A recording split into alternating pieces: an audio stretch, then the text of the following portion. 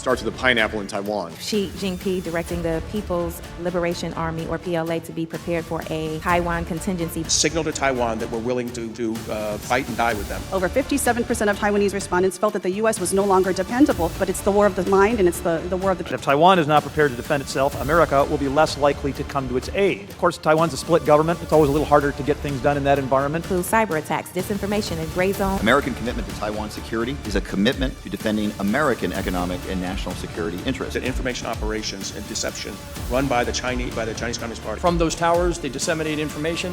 They go and purchase a media company, and then they buy bot farms that spread that disinformation and misinformation. Hello， 大家好，我是89。答应各位啦，我今天把5月15号美国开了这个关于中共在2027年准备打台湾的听证会下半集全中文翻译出来了。那下半集非常有趣，讨论到了关税对台湾的问题，以及台美双方贸易的问题，以及日本、南韩、澳大利亚等等相关军事合作议题怎么围堵中共的方面，还有中共对台湾跟美国的新战跟渗透战的这种渗透程度是多么的严重。里面也提到了台积电到美国设厂的意义在哪里，以及要如何解决中共控制晶片的问题。我们要怎么避免世界各地的这个晶片大厂被这个中共伪装的白手套去购买，然后又买到这个先进制程，再回去偷渡给他们使用。这里面讨论到非常非常详细。那里面有很多也都是我曾经讲过的概念，包含川普这种前进3步后退2步，再前进3步再倒退2步，但你拉远的看，它是有在往中美脱钩的方向前行的。那这边也打破了很多以美论，说川普肯定会把台湾当作筹码去卖给中共，换取他的这个政治利益跟这个经济利益。我在想这场听证会啊，完全印证了我之前的说法是相似雷同的。为什么连一个中州的，还有我的观点都跟美国这个听证会的参众议员，甚至去出席听证会的这些将领观念是雷同一致的？为什么？这就代表这不是读不读书的问题，是你毕业之后有没有去深度做研究。这一集的资讯量非常非常的大，台湾人却还在温水煮青蛙。昨天我实地到了桃园的海滩去实测，确实这个小粉红就是偷渡来台的。与此同时，就在昨天晚上啊，我们的国安宣布抓到了一个我们自己国内的海巡署高级官员，他是共谍，这非常非常的夸张。到底还有多少共谍是当官的、当军人的渗透在我们其中？今天凌晨我也收到一个墙内的网友截图给我的，在他的微信朋友圈上面，中国旅客啊，从第三地来到台湾的入台签证的观光的，在我们台湾的领土上啊举着5星旗。那这个陆委会前几天也说啦，在这个世壮运期间啊，如果你发表武统言论啊，你在这边举5星旗的话，会以最快的速度给驱离。还是要提醒非常多的网友，我们跟中华人民共和国跟共产党是敌对国家。这5-6个中国旅客被揪出来的话，那当然会给你机会问话。你举这个5星旗的目的是什么？是认为你身为中华人民共和国人，你来到我们中华民国台湾这边来旅游，所以你很开心，说我自己的国家到此一游？还是你认为台湾是中华人民共和国的一部分？我们会给你机会解释的嘛，但你敢不敢做出这个解释，公开的解释呢？很多人都把中华人民共和国当作日本啊、美国啊、法国这种正常的民主国家来看待，说为什么人家可以，我们不行？你知道人民的团结意志会使得立法委员去立。如果我们现在没有这个法源依据的话，我们就要展现给政府看，我们是希望修这个法的。你知道，即便在美国，你也不能单独举日本或是单独举中共国的国旗吗？你必须要拿着美国的国旗，才能再拿着中国或是日本的国旗。在新加坡，你甚至不能在非特定时间或是政府同意之下，单独举着外国的国旗。更何况，中华人民共和国是已经侵略以及消灭我们中华民国大陆领土了，这也是事实，对吧？所以，千万大家不要再抱着什么圣人病这种心态说这个是什么言论自由？拜托，你在自由再包容下去也是要有底线的，人家也要消灭，人家要侵略你呢。话不多说，我们进入翻译正片。 The countries by and large that have dramatically increased their investment in our infrastructure in the United States, enhanced battery projects, semiconductors, just down the list. It's Taiwan, South Korea, largest investor of any country in the world in the United States, Japan, and Australia. So those trends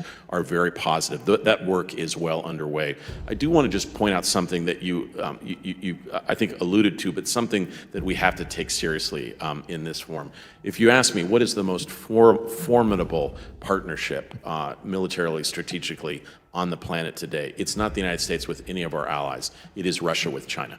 And the fact is, what China is doing to help Russia on the battlefield in Ukraine is truly concerning. But remember, it's the reverse that's going to affect us as well. Russia has capabilities hypersonic capabilities, silencing of their submarines, things that they're going to provide to China that are going to provide a real threat to us. And so understanding that this relationship is affecting not only peace and stability in Europe, but in the Indo-Pacific as well. The only thing I would say, look, I understand what we're doing, trying to balance the books on some of our trade engagements.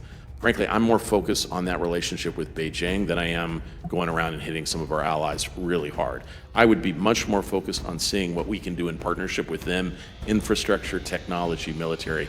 I'm more ambitious and more bullish about what we can do together. I think we've turned a corner with many of these countries who see the threats on the horizon, and frankly, they want to be with the United States, and I want us to be up to that challenge. You've given us sobering thoughts to live with. I look forward to continuing this conversation.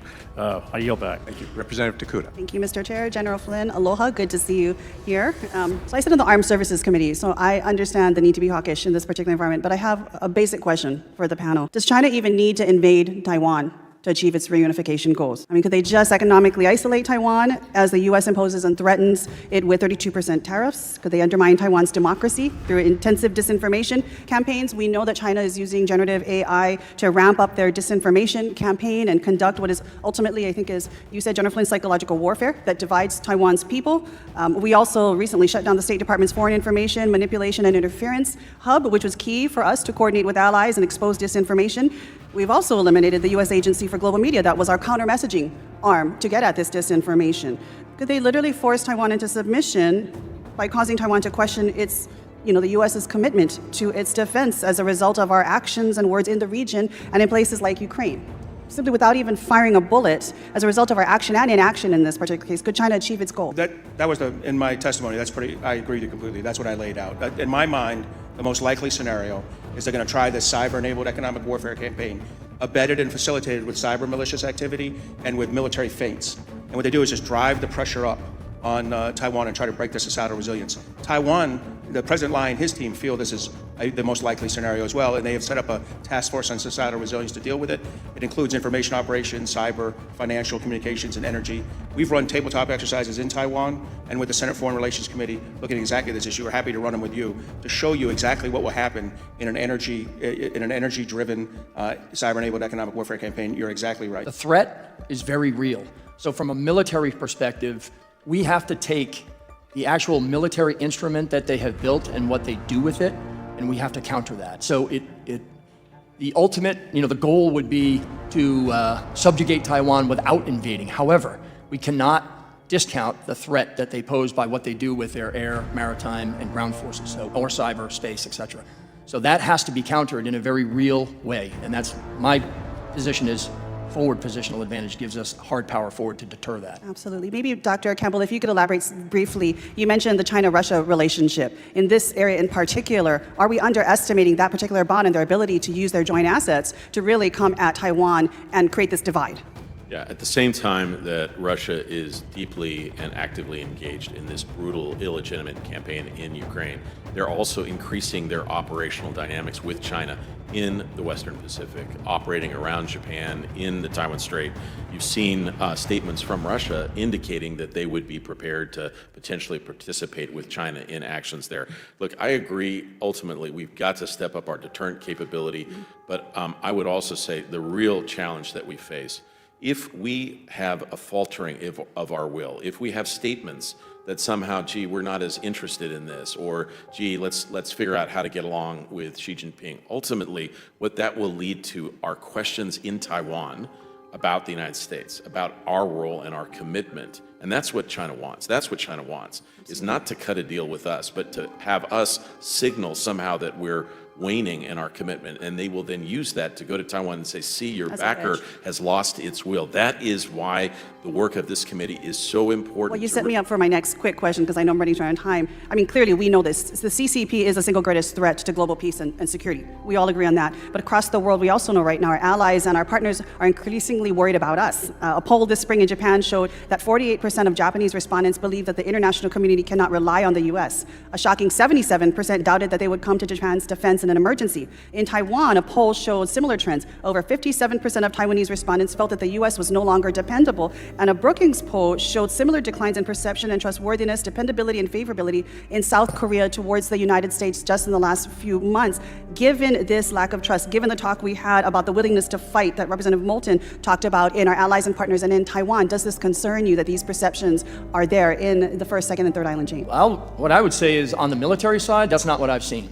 I've seen nothing but strengthening in our partnerships. The fact that we are actually there and that confidence that's gained by us being in those locations, I've seen nothing but a tightening of that, at least the military to military partnerships. And in a period of time where diplomacy is fractured or there's political fracturing, this is the power of having a mill-to-mill relationship and being able to overcome some of those rough waters. Yeah, Mr. Chair, I know I'm out of time, but I will just say, again, this is public perception, not the military action. It's what I'm getting at. The war will be fought on multiple fronts. We are secure in the defense side, we know that, but it's the war of the mind and it's the war of the people and their will. I would just say right now, I think the biggest challenge we face in terms of maintaining peace and stability is if our allies and partners lose confidence that we are the America with all of our warts and flaws that they've known for the last 40 or 50 years, and that we're backing away from our commitments to the maintenance of peace and stability. If we lose that edge, then I think the global circumstances will be very dangerous. Yes, indeed, Congressman. Thank you. It is about trust. Thank you, Mr. Chair. I yield back. Thank you. Representative Johnson. When the ranking member, the chairman, and I were in Taiwan more than a year ago, I had the sense, I was hearing all the right things. It seemed as though the government had taken major changes with regard to the compulsory service, moving back to a 12-month period. Lots of, I think, important conversation about increasing defense spending. We've had some conversations about that today. I had the sense that the likelihood of an invasion was moving down and that maybe the window of opportunity was being pushed further into the future. I think the last 6 or 12 months maybe has brought that window of opportunity a little closer. And in fact, last week when I was reading The Economist, there was an article that in essence said that. The quote that struck my eye was, if America weakens its commitment to defending Taiwan, then Taiwan may lose the resolve to resist. And if Taiwan is not prepared to defend itself, America will be less likely to come to its aid. I think that in my mind that really brought forth this idea that the will of our country and theirs interacts with one another, and we can get kind of a dismal feedback loop if there isn't the will to fight and, of course, the capability to fight. So, General Flynn, I know you're not an expert on politics, but you talked about President Lai understanding the importance of mobile, survivable systems. Of course, Taiwan's a split government. It's always a little harder to get things done in that environment. What is your assessment? I mean, is there broad consensus around that idea? The way I would frame it is this way. I get asked the question a lot about their will to fight. I don't know, because until somebody puts a bullet through the person next to you, you're not sure if they're going to fight. But what I can tell you is this. In my view, over the last 3.5 to 4 years, their will to prepare, like to go to practice every day and to train and to get better, from the political side and the military side, in my view, that is moving in a very, very positive direction. We have momentum, and we can ill afford to lose the momentum.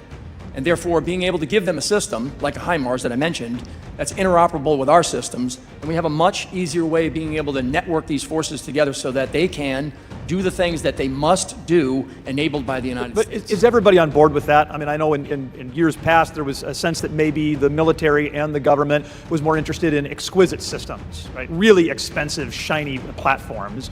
Is there a broad consensus around your recommendation? I think it's getting there, right? I'll use this example. We can give them 400 Harpoon systems, but if they don't have 400 crews that actually know how to man them, use them, employ them, sight them, and have a primary, alternate, and supplementary firing position, it doesn't matter how many things they have. So my point is training and more training allows them to understand how to actually do a defense in depth.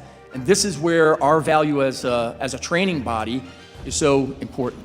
Let me add to that we absolutely have to grow the joint training team in Taiwan so that they can do, that's a U.S. team there that's about 500 people now. It needs to be 1,000. If we're going to give them billions of dollars in assistance, sell them tens of billions of dollars worth of U.S. gear, it makes sense that we'd be over there training and working. Your Taiwan Enhanced Resilience Act directed the department to do it. I would say gently, they've been slow. So the answer to the question is we can drive their preparations, we can help their preparations, but it's going to take U.S. engagement and involvement in this to kind of get them to the point where they really have a true counter-intervention force. So, Admiral, you talked in your testimony about the importance of siege-proofing and how that's really tied to being properly resourced. You talked about 3%. Again, in divided government, it doesn't look like maybe everybody's on the same page there yet in Taiwan. Then you talked about stepping up to 5%. Did you choose that number because you think that's what's politically possible, or does that number actually get siege-proofing accomplished? It's based on three things. One, it does get siege-proofing accomplished. That kind of budget will do it. It'll buy them not just the systems they need, but readiness. They will get to 3% this year. They're going to spend several $1 billion on readiness. That is actually small arms equipment, things like that, the training ranges Charlie mentioned and that he advocated for in his last job. And the other thing about the 5% is historically looking at democracies. That's about where democracy can end up. The only one that's been above that is Israel. And in fact, it went below it before October 7th. I mean, it is aggressive, though, right? I mean, the United States is there. Poland, I think, is now there. But is kind of anybody else at 5%? We're not there. We're 3.4%. Oh, yeah, right, sure. So, South Korea in some respects. South Korea is 3.5%. 5% is going to be the three Baltic states, Poland, Israel, and Taiwan when they get there. One last thing I'll say is, I keep hearing like people in the administration say 10%. 10% would mean they would have to buy $40 billion worth of FMF from us every year. I think you all are well aware we can't crap out $3.5 billion worth of FMF a year. So unless our FMS, unless our foreign military sales program gets absolutely revitalized and improves 1,000%, they're not going to be buying. They're not going to be at 10% of GDP. Thank you. I'll add one thing about, so part of that lift in their investment is also, there's some indigenous capability that they need to get up and running right now in Taiwan. So it's not just about bringing stuff in from outside. It's also about them creating the capabilities inside to be able to feed their stocks and stockpiles and stores and have some reproduction and manufacturing capability forward. Representative Brown. With President Xi Jinping directing the People's Liberation Army, or PLA, to be prepared for a Taiwan contingency by 2027, the window for strategic investment and deterrence is narrowing fast. As a member of this committee and as someone committed to strong federal oversight and forward-thinking technology policy, I want to focus today on how we align policy, posture, and planning to meet this pivotal moment. I represent Ohio's 11th district, where families, workers, and veterans believe in the promise of democracy, the value of peace, and the need for safety. And they deserve to know that their communities and this country are protected, not just from the threats they can see, but from those they may not often think about, threats that advance online and infrastructure or across the Pacific. Today's threats go beyond missiles and military drills. They include cyber attacks, disinformation, and gray zone coercion by the Chinese Communist Party. These efforts are designed to disable our networks, divide our alliances, and destabilize democracies like Taiwan, all without firing a single shot. We've seen what the CCP is capable of in cyberspace. The FBI recently disrupted Chinese state-sponsored malware planted inside American routers and infrastructure. The malware is pre-positioned to disrupt U.S. logistics and communications in a crisis. We cannot afford to ignore that. Our digital defenses must be as strong as our physical ones. At the same time, we've passed $8 billion in new Indo-Pacific security investments. I supported that funding, but money alone isn't enough. We need urgency in implementation. Taiwan still faces a years-long backlog in arms deliveries, and if our own systems remain exposed to cyber attacks, and our deterrences could be derailed before it ever gets started. At its core, this is about defending freedom. Taiwan is a vibrant, self-governing democracy, and the CCP's aggressive posture, military, economic, and digital, isn't just a threat to Taiwan's autonomy. It's a challenge to the idea that free people have the right to choose their own future. That principle is worth standing up for, and that's why today's hearing matters. So, General Flynn, you've spoken about the role of Army forces in the Indo-Pacific. Given growing cyber threats to our logistics and communication systems, how should Congress support efforts to harden military infrastructure and ensure our forces and our allies can operate even under cyber duress? So a couple of ways. First of all, having cyber support teams forward, again, as part of the multi-domain task forces that I mentioned. Each one of these countries also, including Taiwan, they're looking for how to organize their forces to do that, and then also how to, improve their tactics and techniques on how to operate in the cyber domain. Just a simple act of being able to perform forward to be able to do that is incredibly important. And then, of course, being able to share information, intelligence, and some of the nefarious activities that are going on their networks with these countries is incredibly important. And it also shows the value of what we offer them by being able to see a broader landscape of what's actually happening against their vulnerable networks and those vulnerable points with which they are attacking. Thank you. Deputy Secretary Campbell, what more can the United States do either through diplomacy or regional coordination or otherwise to counter cyber-enabled coercion and disinformation from the CCP? And how are we working with allies in the region like Japan, the Philippines, and Taiwan to ensure gray zone attacks result in real consequences? Great. Congresswoman, can I just commend you on focusing on this critical dimension? My colleagues have already mentioned it. The cyber dimension is the area that, frankly, we have not been as attentive to.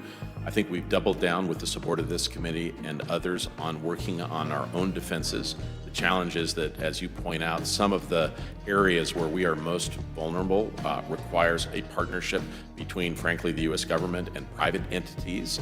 Some of that work is, frankly, yet to be done.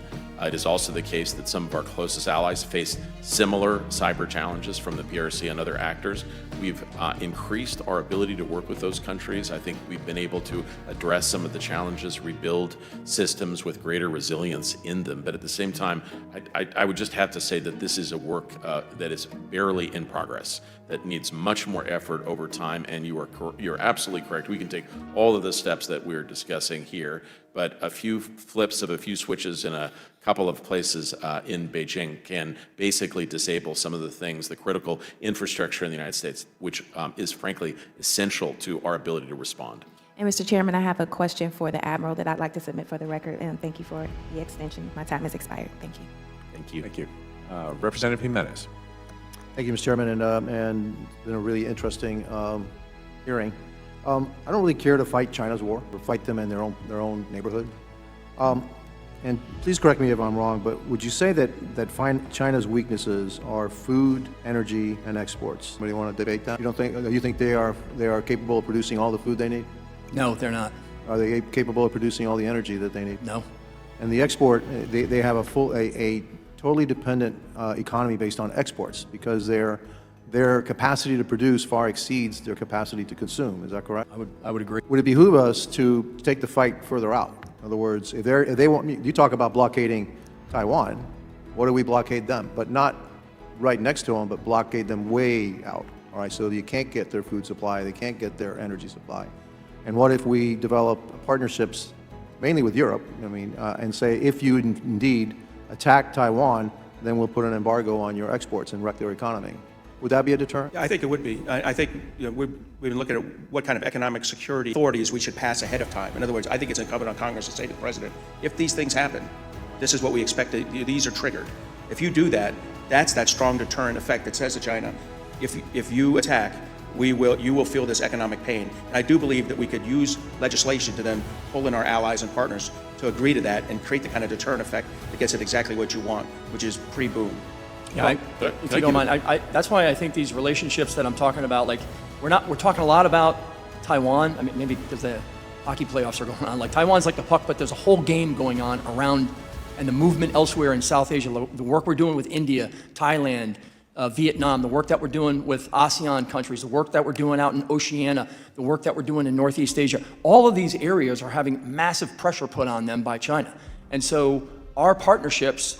And again, geography and partnerships matter, and that's why having those forces out there to stay engaged, again, this is where the Department of Defense and the Department of State have to be hand in glove with these different areas, because we can put pressure on China by that network of allies and partners, and then countering them in each one of these areas where they are absolutely putting their thumb on the scale, trying to disrupt and fragment and fracture our network of allies and partners that we enjoy. If Xi Jinping wakes up one day and says, hey, the math doesn't work, even if I take over Taiwan, the impact on China as a whole is much greater than the gain that I get from China, then, maybe, it's not just about, treasure, blood, okay? It's about, and the number of men they're going to lose and the assets they're going to lose. It's about, hey, this is really going to hurt China. Right now, when just with the threat of high tariffs, orders ceased, and China was looking at full warehouses and then people getting out of work, right?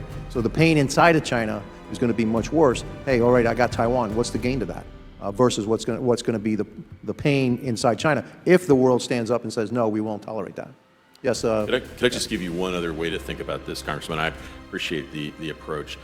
For 30 years since China's opening, the logic of global economics was a massive investment in China. And so as a result, until a couple of years ago, the greatest interdependence economically between any two nations is frankly probably between the United States and China. And if you ask what two countries are more interdependent but more uncomfortable with that interdependence, it's both the United States and China. And the only thing I would say, Congressman, we often discuss among ourselves, can you take this act and hurt them and put them under pressure? I have a different reading of what played out over the course of the last couple of days. I don't think it was just China that reevaluated. I think both countries blinked, because the truth is, if we take dramatic steps to distance ourselves economically, it will have consequences in both countries. The way I think we got to go about doing this, we need to invest more in capacities in the United States. We need to work more with allies and partners. We have to diversify these supply chains. But that is not an easy process, because we built up this interdependence for 30 years, and it will take more than just a couple of days to separate us. That is the direction that we're going, but it's going to be harder than we realize, Congressman. I know my time is up, and just my one comment is this: it took us 30 years to become addicts, all right? And we're not going to, wean ourselves off this drug, really quickly. But wean ourselves, we must. Thank you, and I yield back. Thank you. Representative Stanton. Chinese aggression can come militarily or economically. We've heard a lot about military threat today, but the second, coercion without violence, should also be of great concern to this committee. American commitment to Taiwan security is a commitment to defending American economic and national security interests. Taiwan has a special relationship with the United States, especially with my home state of Arizona. Taiwan is Arizona's third largest trading partner, and for decades, the two democracies have collaborated in key sectors like technology and defense. America has depended on Taiwan, the world's top manufacturer of semiconductors, to power everything from consumer electronics to our weapons systems.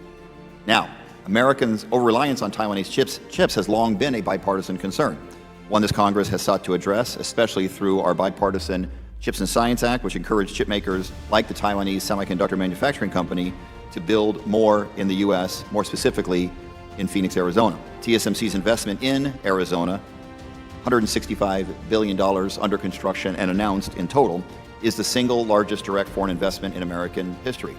They've broken ground on 3 fabs that are poised to make some of the most cutting-edge chips in the world, chips that will propel advancements in century-defining technology like AI, and make sure American defense systems remain the most sophisticated in the world. This much is clear. The strong economic ties between our two nations has been a boon to Arizona's economy and to American national security. As Ranking Member Krishnamurthy pointed out, a war over Taiwan would drop global GDP by $10 trillion, and losing access to Taiwan semiconductors would put the United States into an immediate Great Depression. The strong economic ties also act as a deterrent to Chinese aggression, whatever form they take. We can take a step now to strengthen that economic relationship between the U.S. and Taiwan by getting rid of double taxation. The House passed bipartisan legislation to do just that in an overwhelmingly bipartisan vote in January, and now we call on the Senate to act immediately. Taiwan is the United States' largest partner without tax treaty. This limits TSMC suppliers' ability to easily invest in the United States, and with it, limiting the strength of the U.S. conductor ecosystem. Secretary Campbell, can you expand upon this a little bit? Why are economic ties between the U.S. and Taiwan so critical to curbing Chinese aggression? Great. First of all, let me commend you and this committee and this group on the work you did on the double taxation treaty. I think, as you probably understand, you had allies inside the U.S. government that thought that this work is long overdue. We have certain agencies in the U.S. government that were reluctant to take this on. Through your support, I think we've seen the wheels start moving. I also join with you in calling on the Senate to take these actions. To be clear, this should just take place no matter what, because we have every possible interest in increasing and deepening the economic integration between the United States and Taiwan. I think what we saw for years is Taiwan's primary engagement economically and commercially was with China. And those ties continue, but what we want to see is a diversification, not just with the United States, with other allies and partners, and that's taking place. If there is only one source of engagement economically and commercially, that creates the ability for another country to put a stranglehold on Taiwan. That's not in our strategic interests. I also want to just commend you, Congressman. I know the work that you have played in Arizona. We've faced some challenges over the course of the last couple of years. It's been your intervention, carefully building bridges with Taiwan, both on the industrial side and the political side, that has helped us overcome some of the challenges. I commend you on that. I appreciate you saying that. It was a bipartisan effort in Arizona. I know, but you can take a compliment. Thank you. I believe that this administration's tariff policy has really hurt trust in the United States around the globe, sending unnecessary shocks through the markets, creating whiplash with each declaration, pause, and hike. And they stick a fork in the eye of our allies, the very allies we need to work with to compete against the Chinese Communist Party. That's not speculation. According to a recent poll in Morning Consult, tragically, China's global standing has surpassed that of the United States in 47 of the leading nations across the globe. As America retreats from our alliances, we leave open a void that CCP is all too happy to fill. Secretary Campbell, how does damage from the tariffs lower Taiwan's economic resilience to the PRC propaganda and economic coercion? There have been some other discussion, Congressman, about public sentiment globally. I think we're all concerned by that. But it is important that I think the world understands that Americans believe in these partnerships and these relationships. And they hear voices like yours and others that speak out about how this is, frankly, a bipartisan commitment in the United States and has been for decades. Ultimately, my own concern is countries, particularly in the Indo-Pacific, they're going to be prepared to make steps, to take steps if we put forward a predictable policy. And they may not like all the tariff stuff, but if they have an understanding of what is to be expected, they'll respond accordingly, even our closest allies. The challenge is the changes. So the administration in the last 3 months, about 55 to 60 different tariff actions, changes, sometimes announced in the morning, changed in the afternoon. That's not the way, and if you had business people here, they would say the same things. Need greater predictability. I commend the administration on the steps they're trying to take in a number of venues to try to reestablish a careful dialogue. We should see that through in the next couple of months, but we've got to get out of this, like, we're going to raise it in the morning and then we're going to change it tomorrow. That creates an environment where it's impossible for both governments and businesses to plan. Thank you. Thank you. Yield back. Representative Moran. Thank you, Mr. Chairman, and thank you to the witnesses today, Mr. Secretary, Admiral, and General. Thanks for your important conversation. Our strategic partnership with Taiwan is, in my opinion, one of the most important, and it's one that we must strengthen in the face of the threat of invasion, and frankly, because China is trying to isolate the United States and exclude us from influence in that region across the board. The U.S. has to take steps to stop that and to bolster our ally. In January, as Representative Stanton mentioned, we took a really important step in the House by passing the U.S.-Taiwan Expedited Double Tax Relief Act. I would join his call for the Senate to take action on that matter, to pass it and to get it to the President's desk. This legislation stops the double taxation of American workers, reduces dependency on China, and provides a pathway for a more robust economic partnership by establishing a tax treaty with Taiwan. But this is just the first of many steps. You guys, I know Admiral and I have had lots of conversations. It's a multifaceted approach, as you know. It's not just economic, but it's diplomatic. It's a military approach. It's a holistic approach that we have to take to push back on the CCP's malign influence across the world. I'm really glad that Ranking Member Christian Murthy emphasized the importance of the longstanding trade partnership that we have between the U.S. and Taiwan, which is mutually beneficial. Over 90% of Taiwan's energy needs and approximately 70% of its food are imported, as you know, and a lot of that happens in and out of Texas. I want to ask Dr. Campbell, Secretary Campbell, other than importing more LNG from places like Alaska and Texas, how can Taiwan increase their energy resiliency? So what I'd really like you to do is ask the Admiral a question. One of the things that he's worked on is efforts to strengthen energy independence and capacity inside Taiwan. There are challenges on nuclear energy, but I believe some of the work that the Admiral has done in deep engagement with our colleagues in Taiwan have opened the door for certain new areas of cooperation. There is, I think there are plans underway to think about major new investments in natural gas in Alaska that could be important for Taiwan, but ultimately they are facing some urgent needs over the next 5 to 10 years. Maybe if I could. Yeah, Admiral, pick up the ball from there and talk more about the work that you've done, because it's critically important. So yeah, I agree that of their three sectors, telecommunications, energy, and finance, I think the one that's most vulnerable and will break their societal resilience is energy. They have, they get one LNG ship a day. Once they've missed 5 LNG ships, they're going to be out of LNG, right? That's a problem. Let's look at natural gas. From my point of view, they need to bring the 2 nuclear power plants back. They're shutting down their final one today, in fact. They need to bring them back. That'll bring back about 8 or 9% of their grid. And then we need to figure out how to protect LNG. That means we need to set up, as I mentioned earlier, convoy schemes, reflagging schemes. We need to work with Australia, and we need to work with Alaska, because right now they're heavily dependent on Qatar. And despite whether we get a 747 for them or not, I think in the middle of a crisis, China's going to turn to Qatar and say, we buy 15 times more LNG than Taiwan. You need to stop delivering to one country. And Qatar is going to choose very quickly to stop delivering to Taiwan. So we need to get them secure in LNG. General, I'm going to come to you because this idea of partnerships and collaboration around the world with our allies is a theme that I'm hearing from each one of you. So let's talk about it militarily. We know we need to strategically partner with folks that were mentioned earlier, like Australia, Japan, Korea, India, Vietnam, in the economic world, but talk about the military world and how important our alliances are with Australia in particular, but also Japan and Korea, and what we need to do to strengthen those partnerships. Well, since they've not been talked about much, I'll talk about Korea and Australia. I'll start with Australia. I mean, Australia, first of all, the AUKUS Pillar 1 and Pillar 2 are really important. I think we need to be paying more attention to Pillar 2 sometimes. It's AI, robotics, quantum computing, machine learning. By the way, the Australian military in the last number of years has basically decided to buy the ground and air systems of the United States Army as well. So it's not just the subs that are working together. That interoperability is strong. And I'll just jump to Korea very quickly. In my time out there here recently, in my time previously, I never saw South Korea, allow us to use equipment and capabilities from the Korean Peninsula into the region. But last year and the year before that, they did. And that is a sizable step forward because South Korea needs to be seen in the region because of the strength of the alliance that we have between the United States and South Korea. And South Korea's presence out there in the region, again, when you look at South Korea, Japan, Taiwan, the Philippines, and Australia, that right there is the connection of a couple of continents, okay? But more importantly, the militaries there all share interoperability.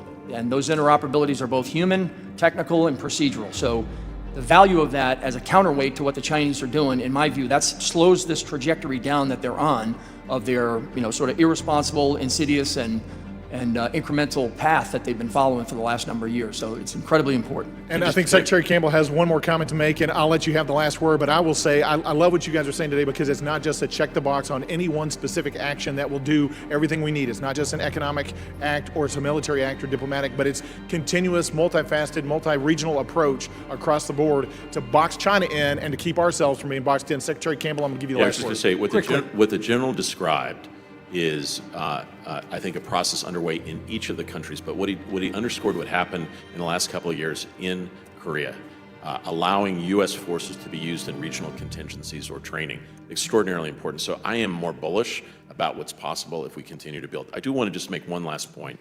Can you make it quickly? I will. I'll very quickly. I'll do it very quickly on energy and the importance of natural gas. In the immediate aftermath of the attack on Ukraine from Russia, in which there were huge shortfalls in natural gas heating in a desperately cold winter in Ukraine, what countries stepped up immediately to provide and to defer their shipments of natural gas from the United States? Japan, South Korea, and Taiwan. And so don't underestimate this linkage between the Indo-Pacific and Europe. They understand what happens in Ukraine is going to have significant long-term implications about what happens in Taiwan. Thank you, Mr. Campbell. The 12th Congressional District in the Tampa Bay area, our port and airport operations were severely impacted, both of which are critical to the economic health of my state. Since China has so heavily repositioned itself in our critical infrastructure, I shudder at the thought of such attacks across the country, beyond the current frequency of China's recent wave of cyber attacks. In your testimony, you mentioned the National Guard's role in cyber capacity to defend our infrastructure. Do you believe the National Guard could adequately respond to numerous nationwide cyber attacks on the scale of the Colonial Pipeline attack, and what can we do now to develop that capability? Thank you for the question, and you're absolutely right. Tampa, about 9 months later, was hit with a water attack as well. That turned out to be an insider, I think, an insider job. Yes. Look, what China's doing is operational preparation of the battlefield. They are putting in this malware or gaining access so they can come back at a later time and disrupt or destroy systems. And by the way, if they did the same thing with like 1,000 satchels of explosives and put them in the same port, electrical power water systems, the American people would be going crazy right now. But because it was cyber, we've kind of backed off. You're right. To get at it, the National Guard is our best asset. I don't think we have enough offensive cyber operators in the active service. We can't use the intelligence agencies. We can't use the FBI. The National Guard is the natural place. The National Guard is, and I think the National Guard, we'd have to develop a little more capacity in it. It's at about half the capacity it should be for this. It should go from about 4,000 or 5,000 on-net operators to about 9,000 or 10,000. So a little bit of investment, but they have unbelievable authorities, not just DoD, but Homeland Security, and most importantly, state governors' authorities, which are significant. So I absolutely believe they're the right people. And the best part is they know who they're working with because they come from the community. They'll have the relationships. So to me, you all should be pushing hard for a National Guard solution to becoming more offensive in the defense of our networks. I think, sir, if you don't mind, I think the connection with the governors that the Admiral mentions is really important about the Guard. And we have teams in there, but they, to be next to first responders and know those relationships, in a timely manner, they can respond to those attacks. Because often you find out about them after they've already happened. And that's the unfortunate part, whereas if you're in a defensive, protective posture, then you can respond a hell of a lot quicker, or you can do things to counter that before it even gets in there and disrupts your IT backbone or your electrical grid or your water system or what have you. Agreed. Thank you, General. Appreciate it. Admiral Montgomery, I also wanted to ask you about the hypersonic missiles and American leverage regarding the semiconductor production and export controls. Do you believe if the U.S. were to adopt the stronger controls, including controls over Taiwanese semiconductor producers, that we would mitigate the strategic imbalance, or should the U.S. be more focused on cybersonic defense? So I think it's going to have to be both. First, I'll tell you what worries me most are the Chinese parts in our own missile systems. And your committee's doing a great job looking at this, and there's some legislation I think you need to push through to just get China out of our systems. But second, you're right. Taiwan, we need to monitor what's being transferred to Taiwan. And I would say that the chips are actually come from U.S. companies that I'm most worried about in those export controls. I'll be honest, though, most weapon systems are based on chips that are from the 15 to 20 nanometers, 5-7-year-old chip systems. Believe it or not, it's your phone that has those, the really whammy-dime chips in them. So we really do need to get hypersonic defense. This is crazy. We're allowing an adversary to field a conventional weapon system for which we have no defense. No one believes we're going to nuke them if they send a couple conventional warheads against our systems in Guam and Japan or even Hawaii. Therefore, we need a conventional defense against this conventional weapon system. And the last administration took a busman's holiday on this. They passed on having the right system, which was ready to go in 2029 to meet your congressional direction. They defunded that system and then funded a system that'll come in 2036. They did it because it'd have less cost over the fiscal year defense plan. They did it for financial reasons. Our children, my son who's out on a ship out there, needs to have actual hypersonic defense today, or at least by 2027, 2028, 2029. And we need to review that system and have the Missile Defense Agency go back and begin to procure both hypersonic defense systems so we can have a viable system in a few years and an exquisite system that they had pushed for 6 or 10 years from now. Can I just add one point on this? Quickly. Yeah, the chip packaging that has to be done in the United States, when those chips are made in the U.S., the packaging is different from ones that are made overseas. So to Mark's point, we really have to make sure that we're able to bring those in and do the packaging so that we don't find chips that are made from a foreign country inside of one of our systems. Thank you, General. I appreciate it. I yield back, Mr. Chairman. Ms. Castor. Well, thank you, Mr. Chairman. Thank you, gentlemen, for your service to the country and helping us to on a strategy to deter aggression from the Chinese Communist Party. And I hear you loud and clear. It has to be militarily and economically. Over the past few years, it hasn't just been bipartisan in this committee, but we've had a real strategic focus. And I am a little concerned that we're viewed around the world as not maintaining that strategic focus right now. I saw it in Australia, watched some of the Malabar exercises, and then with AUKUS, the ASEAN, everything we've done to bring the Philippines in. Thank you all for your work on that. We've done it domestically. There was a strategy to invest in our industrial base. China wants to control all of the future clean tech. And they were doing a pretty good job, but we decided we were going to invest, and we saw 380 new clean technology factories, a manufacturing boom across the country, but we're having a policy debate here in Congress on reseeding that, and that's a gift to China, giving those jobs back to China as the world moves to clean energy over time. So now these tariffs come down, and even a tariff on Taiwan, and I wonder what you've seen economically and militarily. Go a little deeper, Secretary Campbell. It was distressing to see right after these arbitrary tariffs were announced, boy, China rushed to meet with South Korea and Japan and that. So what is happening? Go a little deeper on some of our most important partners, and are they hedging? And what do we need to do to get the upper hand back? So thank you for the question, and it's a hard one. I agree with the General that our military contacts are ballast in our boat. They sustain us in difficult times, but ultimately they will not be able to operate unless there is strong support in both countries, and we've seen that time after time.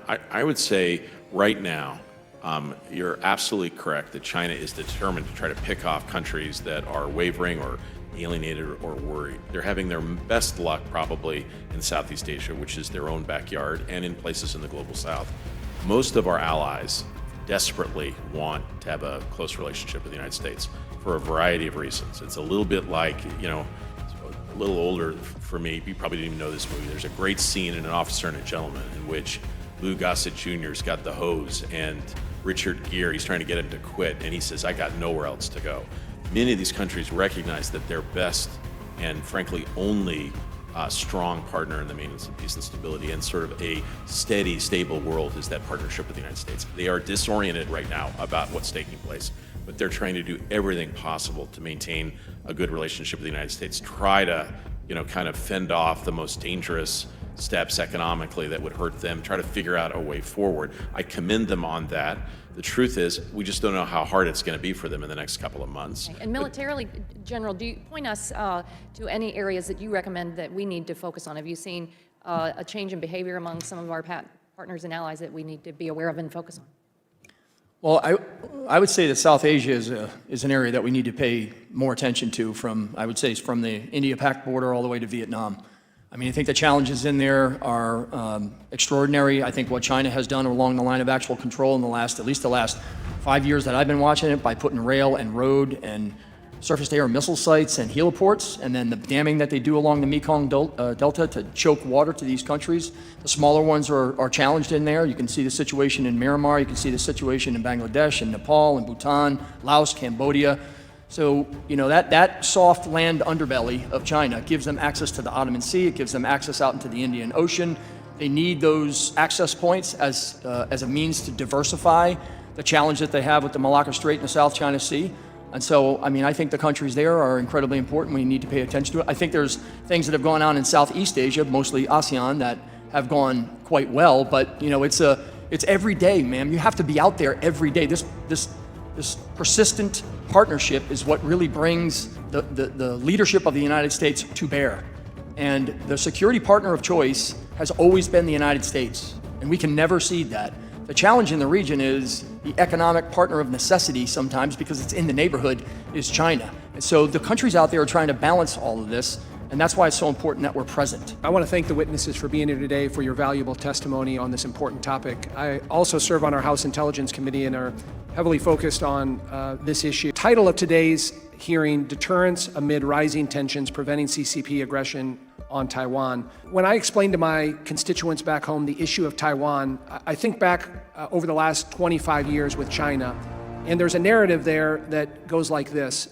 25 years ago, 20 years ago, Tibet was the big issue in China. Everybody talked about Tibet, human rights, sovereignty, the Dalai Lama. We don't talk about Tibet anymore. CCP has won in Tibet. They've suppressed all human rights. They've used forced labor and education camps, and so in many ways they have won in Tibet. It's not even in our vernacular anymore that we talk about Tibet. Fast forward to Hong Kong and what's happened in Hong Kong. We all see it, we've all observed it. We talked about, a democratic movement in Hong Kong, and it was going to be different. It's a surveillance state. And there's a reason why everybody has left, or lots of people have left Hong Kong to Singapore and other places, because of what the Chinese have done in Hong Kong. But they've essentially won in Hong Kong in terms of what we were supposedly going to do, or what our allies were going to do, didn't work out. Now, in Xinjiang, little different story, but they're using the same tactics that they've used in Tibet and in Hong Kong. And as I think about Taiwan, they seem more emboldened than ever based on what they've been able to do through non-military efforts in Tibet, in Hong Kong, and in Xinjiang. And so there's that narrative there. And my question is, as we look at Taiwan, it doesn't seem like there's been any type of deterrence that worked in Tibet or Hong Kong or Xinjiang. I know Taiwan is a little bit different than those other two in many different aspects, but the narrative that I just laid out, talk to me about the Chinese thinking as it relates to what they've done there and what they're going to do in Taiwan. Admiral, I'll start with you. So first, I do think it's a different scenario. It's a scenario where by the Taiwan Relations Act and by actions we've taken over the last 30 years, we are committed to ensuring that China does not impose a non-consensual solution on Taiwan. And we've made a lot of investments in that. So I do believe that there is an opportunity for deterrence here. But your implication's right. Deterrence is not just a capability or capacity to do something, but a belief that you're willing to do it.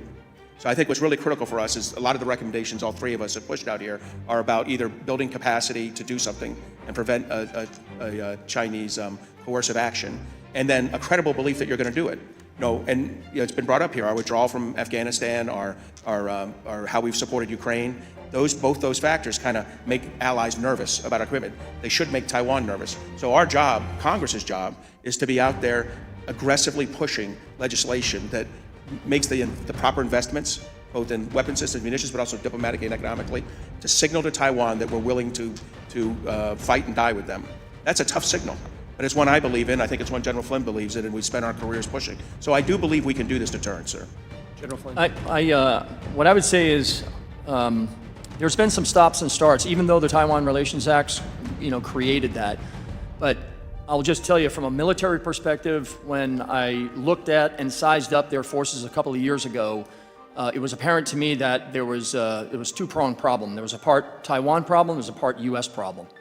But I do think, as I mentioned in my earlier testimony, that has changed. And I think that has changed dramatically because of the introduction of being able to train those forces. And so it gives them a degree of confidence that the United States is going to be there, and that the importance of them defending themselves and protecting their national sovereignty and their territorial integrity with their forces. And it is a whole of government effort on their part. I mean, their first responders, their military police command are incredibly important to protecting their people.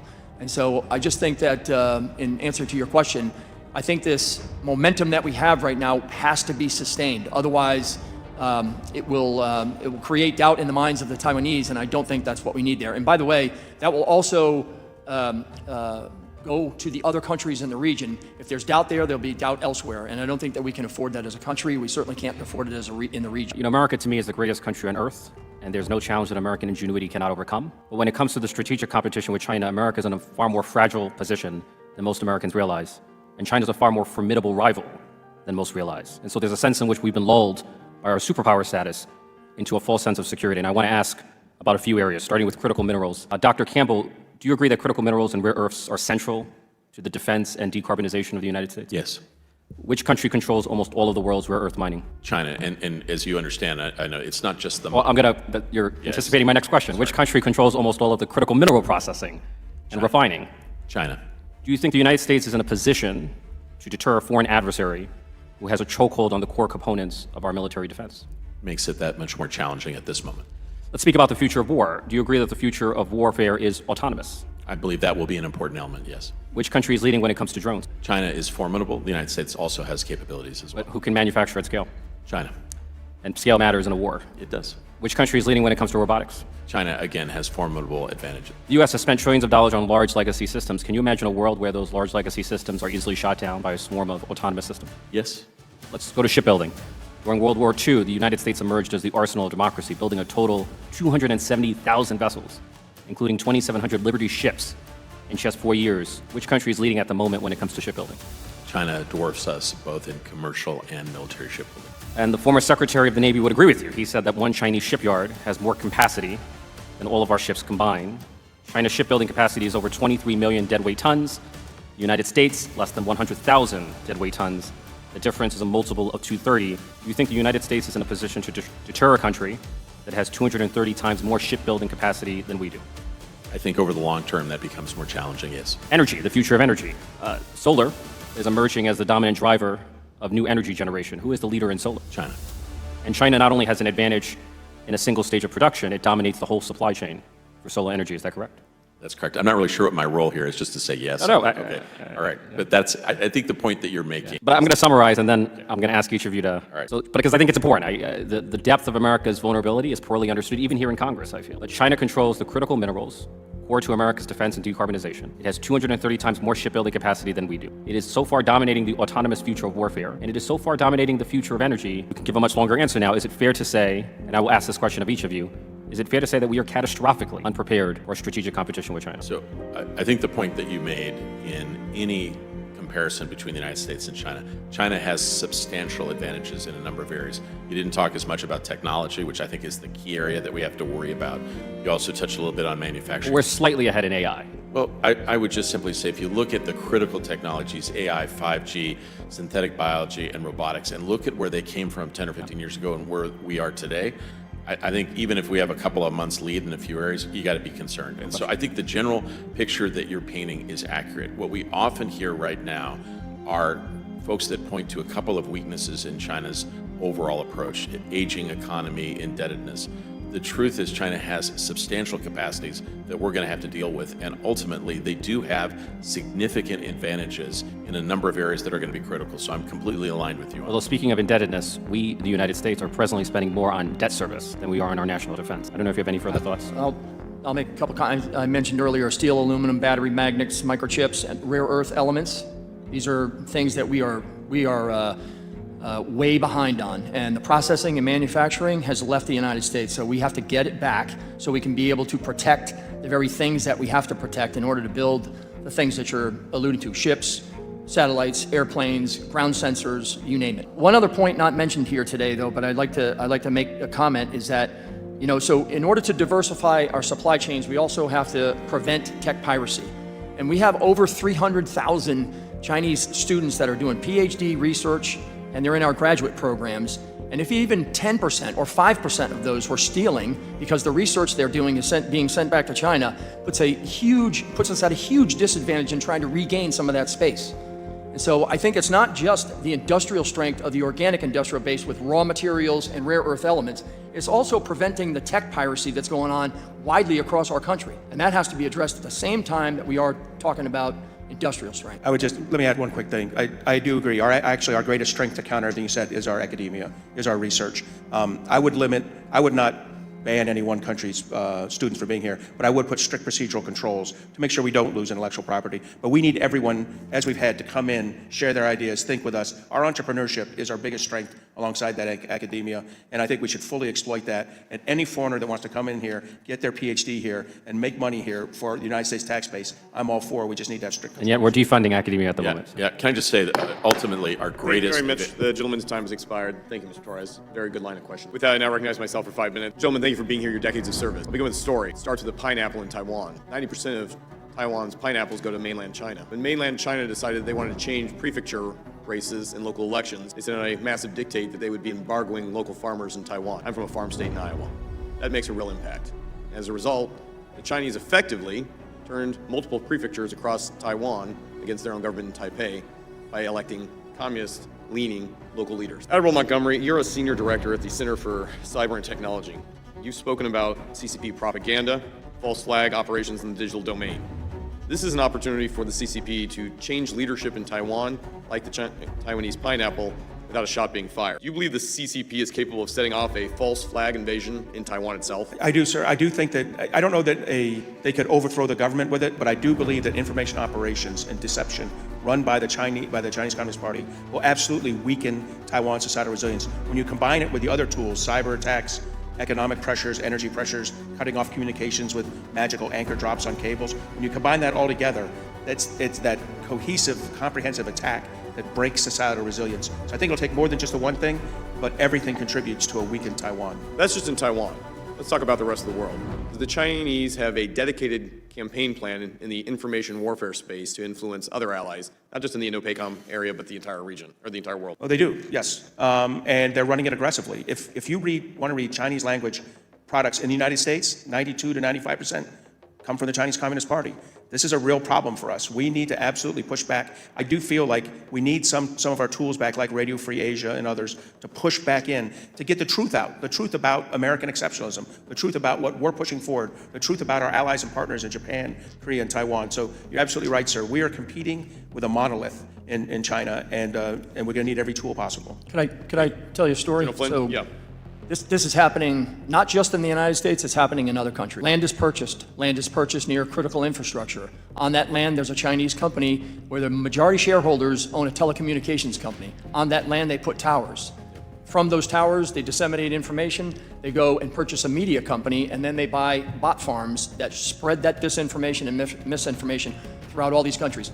We know what's going on, we're watching it, we don't have enough capacity to go into each of these countries and counter it. But it is so pervasive out there in each one of these countries, it is damaging to the credibility of the United States. General Flynn, Admiral Montgomery, and certainly Secretary Campbell, I would propose that this committee look at a subcommittee specifically on Chinese propaganda and the way that it's softening the battle space, what will surely become a kinetic conflict if we don't stop it early.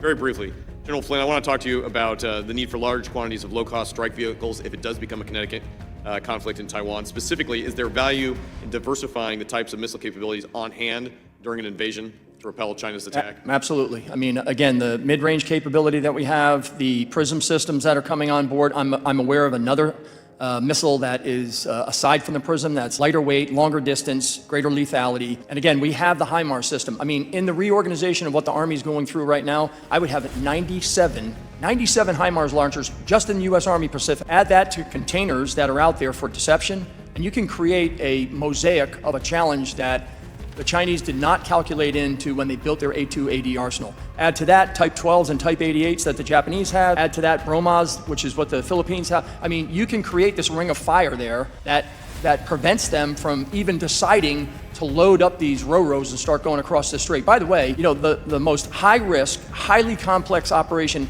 is a multi-mode assault into a country across a 100-mile strait. I mean, I get the 27 window, but honestly, I mean, I see they're rehearsing and preparing for it, but doggone, that is one hell of a complex operation. You're absolutely right. So for them to be able to pull that off, that's why we have to slow them down. And General Flynn, I think you open the window here that this cannot be America alone. This has to be an integrated operation, both what we do on the ground, in our communications, also in our kinetic response here, using a diversity of weapon systems. Very briefly, I want to thank the Secretary for being here. You know, we've led on the 6 Assurances to Taiwan Act. I'm leading the Fortifying U.S. Markets from Chinese Military Aggression Act. We have seen the shortcomings of the foreign military sales, just its scope there. Could there be an opportunity to increase partnership in the defense of Taiwan by expanding our direct commercial sales, our licensing for dual technologies, to facilitate a rapid transfer of critical needs to Taiwan from both us and our allies? I believe that is entirely what's possible, and I think with your leadership from the committee, it helps push the executive branch. One of the things that both my colleagues have underscored is that the limitations bureaucratically that have existed for decades that make it difficult to fulfill some of our defense commitments to Taiwan, slowly but surely those are being pushed away in favor of greater efficiencies and the like. I think it is in fact the case that the executive branch responds best when it hears from this committee on these issues. And I just, again, thank you for your guys' commitment and service on these issues. I want to thank both of my colleagues on both sides of the aisle, very focused not just on national security, but on pragmatic ways that we can get ahead of this problem so we don't end up in these kinetic situations that this team has so articulately displayed in a situation where we do not want to be in if we can prevent it on the front end. With that, seeing no other members wishing to speak, I would like to add any documents that have been presented to the record. Without objection, it will be added to the hearing to the record. I want to thank all of our witnesses today for your service, continued service to this country, and what you do. 今天影片到这里结束，喜欢记得订阅，不喜欢记得一定把我封锁。我是八九，下次见了，拜。